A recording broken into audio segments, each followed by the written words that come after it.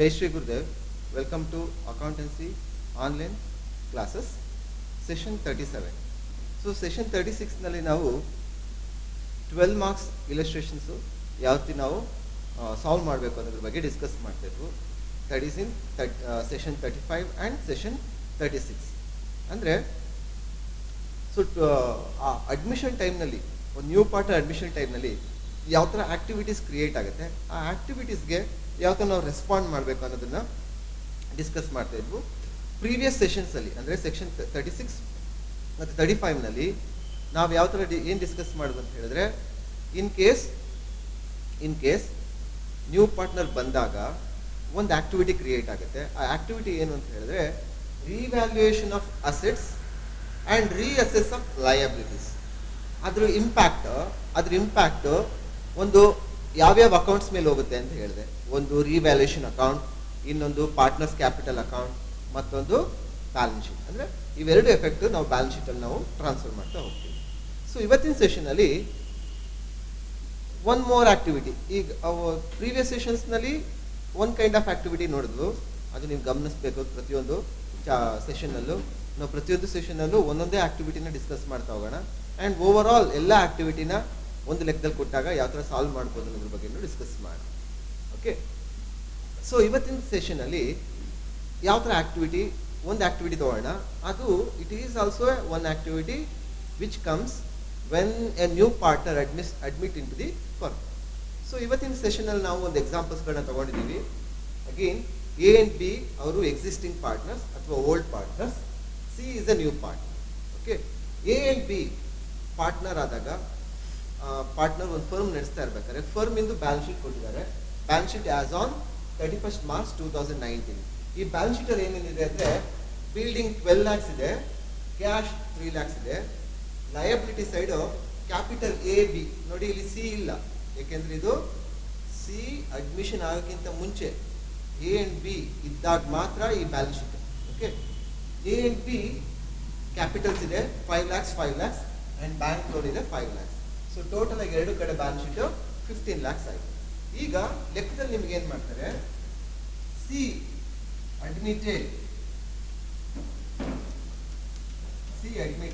On 1/4/2019 ಅಂತ ಲೆಕ್ಕದಲ್ಲಿ ಕೊಡ್ತಾರೆ. ಇದು ಇಂಪಾರ್ಟೆಂಟ್ ಡೇಟಾ ನೋಡಿ. 1/4/2019 ಅಲ್ಲಿ ಅಡ್ಮಿಟ್ ಆಗಿರೋದು, ಬಟ್ ಇದು ಬ್ಯಾಲೆನ್ಸ್ ಶೀಟ್ ಕೊಟ್ಟಿರೋದು ಹೋದಷ್ಟು ಅಂದ್ರೆ 1 day ಬಿಫೋರ್. ಅವಾಗ ಸಿ ಅನ್ನೋದು ಇರಲಿಲ್ಲ. ಈಗ ಸಿ ಬಂದ ತಕ್ಷಣ ಏನೆಲ್ಲ ಚೇಂಜಸ್ ಆಗುತ್ತೆ ಅನ್ನೋದ್ರ ಬಗ್ಗೆ ನಾವು ಡಿಸ್ಕಸ್ ಮಾಡ್ತಾ ಇದ್ದೀವಿ. ಪ್ರೀವಿಯಸ್ ಸೆಷನ್ ಅಲ್ಲಿ the revaluation of fixed assets and reassess of external liability ಬಗ್ಗೆ ಡಿಸ್ಕಸ್ ಮಾಡೋದು. ಇವತ್ತಿನ ಸೆಷನ್ ಅಲ್ಲಿ ಒನ್ ಮೋರ್ ಆಕ್ಟಿವಿಟಿ ಡಿಸ್ಕಸ್ ಮಾಡೋಣ. ಅದು ಯಾವ ಆಕ್ಟಿವಿಟಿ ನೋಡೋಣ ಹೇಗಿರುತ್ತೆ ಆ activity. So activity for example C activity, ಇವತ್ತಿನ ಆಕ್ಟಿವಿಟಿ ಸೆಕೆಂಡ್ ಆಕ್ಟಿವಿಟಿ ಅನ್ಕೊಳ್ಳಿ. C brings rupees 5 lakhs towards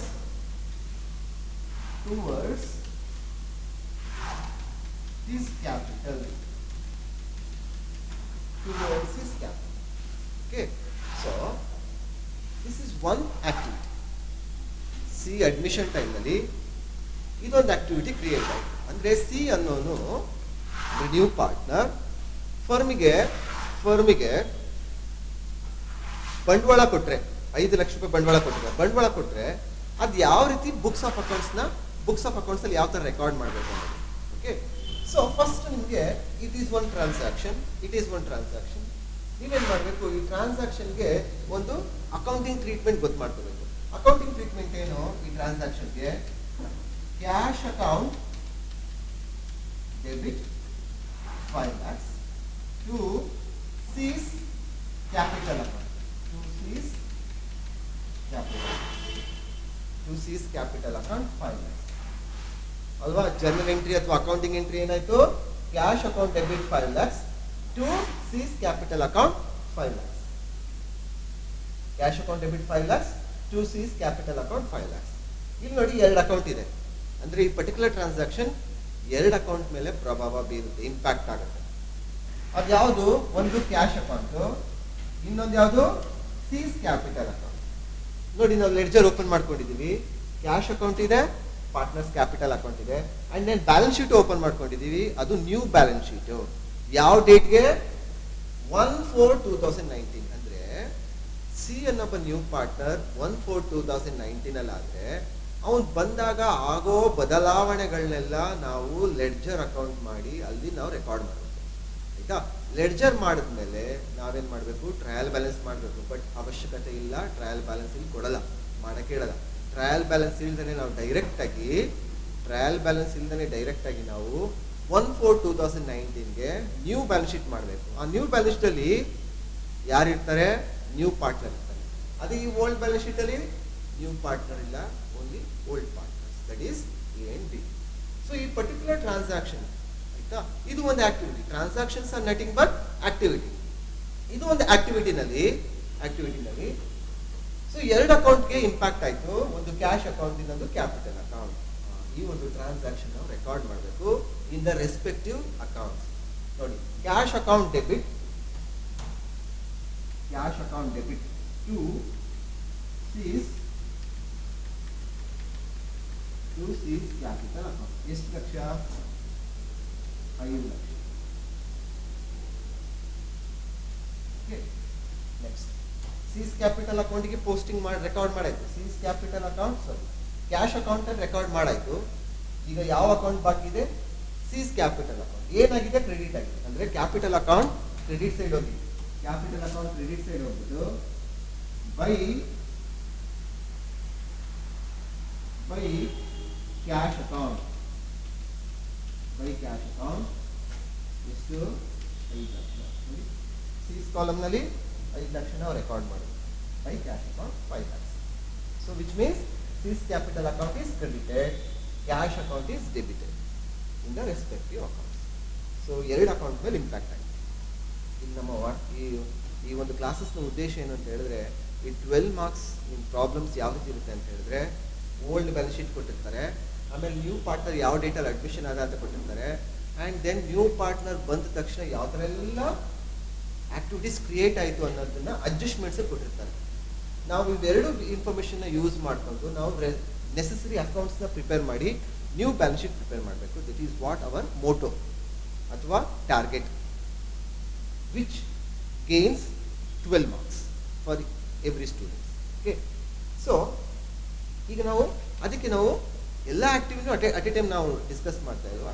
only activity wise day by day ನಾವು ಡಿಸ್ಕಸ್ ಮಾಡ್ತಾ ಇದ್ದೀವಿ. ಒನ್ ಬೈ ಒನ್ ಆಕ್ಟಿವಿಟಿ ನಾವು ತೊಗೊತಾ ಇದ್ದೀವಿ. ಇವತ್ತು ತಗೊಂಡ್ರೆ activity, if C brings capital towards rupees 5 lakhs towards capital. ಅಂದರೆ ಸಿ ಏನಾದರೂ ಅವನ ಬಂಡವಾಳ ಕೊಟ್ಟರೆ ಯಾವ ರೀತಿ ಅದನ್ನು ಅಕೌಂಟಿಂಗ್ ಮಾಡಬೇಕು ಅನ್ನೋದನ್ನ ಡಿಸ್ಕಸ್ ಮಾಡೋದು.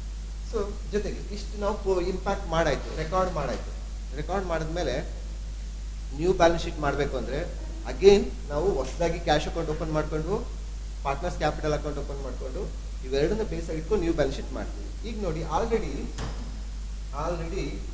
ನೋಡಿ ಯಾವ್ಯಾವ ಅಕೌಂಟ್ ಇಂಪ್ಯಾಕ್ಟ್ ಆಗುತ್ತೆ ಆ ಅಕೌಂಟ್ ಮಾತ್ರ ನಾವು ಓಪನ್ ಮಾಡ್ಕೊಂಡಿದ್ದೀವಿ. ಯಾವ್ಯಾವ ಅಕೌಂಟ್ ಇಂಪ್ಯಾಕ್ಟ್ ಆಗುತ್ತೆ ಆ ಅಕೌಂಟ್ ನೋಡಿ. ಕ್ಯಾಶ್ ಅಕೌಂಟ್ ಮೇಲೆ ಇಂಪ್ಯಾಕ್ಟ್ ಆಯಿತು, ಕ್ಯಾಶ್ ಅಕೌಂಟ್ ಮಾಡಿದ್ವು. ಪಾರ್ಟ್ನರ್ಸ್ ಕ್ಯಾಪಿಟಲ್ ಅಕೌಂಟ್ ಇಂಪ್ಯಾಕ್ಟ್ ಆಯಿತು, ಪಾರ್ಟ್ನರ್ಸ್ ಕ್ಯಾಪಿಟಲ್ ಅಕೌಂಟ್ ಮಾಡಿ. ಸೊ ಈ ಕ್ಯಾಶ್ ಅಕೌಂಟ್ ಓಪನ್ ಮಾಡ್ಕೊಂಡ ತಕ್ಷಣ ನಾವೇನ್ ಮಾಡಬೇಕು? ಓಲ್ಡ್ ಬ್ಯಾಲೆನ್ಸ್ ನಾವು ಫಾರ್ವರ್ಡ್ ಮಾಡಬೇಕು. So to balance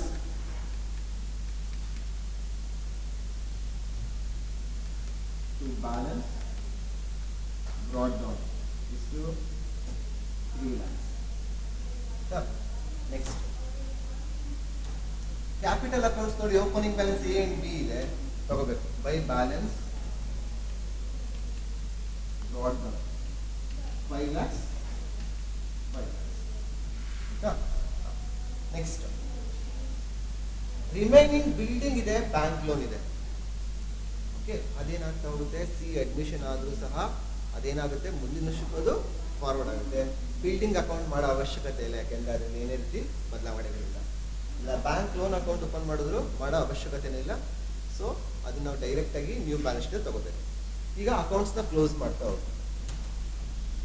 so debit side ಇನ್ಫ್ಲಕ್ಷನ್ ಜಾಸ್ತಿ ಇದೆ, ಅದಕ್ಕೆ ಡೆಬಿಟ್ ಸೈಡ್ ಟೋಟಲ್ ಮಾಡ್ಕೊಂಡೆ ಅದನ್ನ ಕ್ರೆಡಿಟ್ ಸೈಡ್ ತಗೊಂಡು ಹೋಗ್ತೀನಿ. ಸೊ ಸೊ 8 ಲಕ್ಷ ಏನಾಯಿತು by balance capital. So closing cash balance ಎಷ್ಟಾಯಿತು 8 ಲಕ್ಷ ಆಯಿತು. ಮೊದಲು 3 ಲಕ್ಷ ಇತ್ತು, 5 ಲಕ್ಷ ಕ್ಯಾಪಿಟಲ್ ಬಂತು. ಸೊ ಕ್ಯಾಶ್ ಎಷ್ಟಾಯಿತು 8 ಲ್ಯಾಕ್ಸ್ ಆಯಿತು. 8 ಲ್ಯಾಕ್ಸ್ ತಗೊಂಡಿದ್ದೀವಿ. And then partners capital account close ಮಾಡಿ. C 5 lakhs, B 5 lakhs, A 5 lakhs.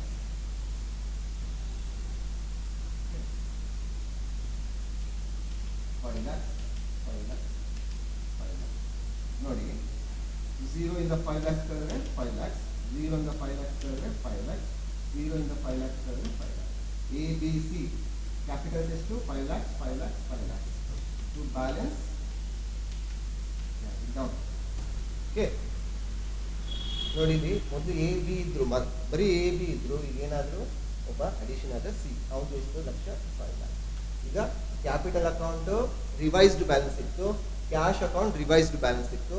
So ಇದನ್ನ ನಾವೇನು ಮಾಡಬೇಕು, ನೆಕ್ಸ್ಟ್ ಸ್ಟೇಜು ಬ್ಯಾಲೆನ್ಸ್ ಶೀಟಲ್ಲಿ ತೋರಿಸ್ಬೇಕು. ಸೊ ಫಸ್ಟ್ ಕ್ಯಾಪಿಟಲ್ ತೋರಿಸ್ಬೇಕು.